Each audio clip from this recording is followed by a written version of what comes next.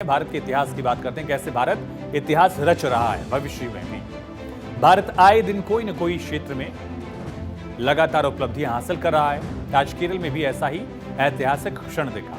दुनिया का सबसे बड़ा कंटेनर जहाज MSC इरिना तिरुवनंतपुरम के विजयनगरम अंतर्राष्ट्रीय बंदरगाह पहुंचा, जो भारत के सबसे नए डीप वाटर पोर्ट के लिए एक अहम माइलस्टोन है।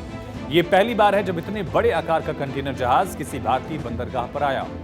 विजयनगरम को वैश्विक शिपिंग दुनिया में भी इसने मजबूती से स्थापित कर दिया है। विजयनगरम बंदरगाह को प्रधानमंत्री नरेंद्र मोदी ने ही 2 मई 2025 को राष्ट्र को समर्पित किया और इस पोर्ट पर MSC इरिना का आना ऐतिहासिक पल है। MSC इरिना की बर्थिंग प्रक्रिया पूरी हो गई है। अदानी समूह इस बंदरगाह को मैनेज करता है। फिलहाल MSC इरिना की लंबाई 399.9 मीटर लगभग 400 मीटर लंबाई इसकी है और चौड़ाई 61.3 मीटर।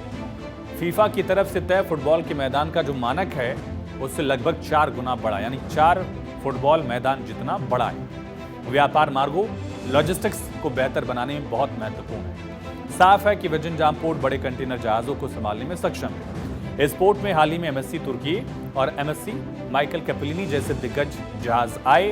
इससे विजयनगरम पोर्ट समुद्री व्यापार के एक महत्वपूर्ण केंद्र में स्थापित हुआ। MSC इरिना को मार्च 2023 में लॉन्च किया गया था। इसने अप्रैल में अपनी पहली यात्रा शुरू की और विजयनगरम बंदरगाह पर बड़े कंटेनर जहाजों के आने के बाद इस पोर्ट पर ग्लोबल कंपनियों और व्यापार विश्लेषकों की नजर है। भारत में कंटेनर ट्रैफिक के आने वाले सालों में तेजी से बढ़ने की उम्मीद है। विजयनगरम के विश्व के सबसे बड़े जहाजों को आकर्षित करने और संभालने की क्षमता देश के अंतर्राष्ट्रीय व्यापार में भूमिका को फिर से परिभाषित कर रही है। वर्ल्ड ऑर्डर में भी भारत की छवि अगर बढ़ रही है तो उसमें एक बड़ा रोल ऐसे इन्वेस्टमेंट का, ऐसे व्यापार फ्रेंडली जगहों का है।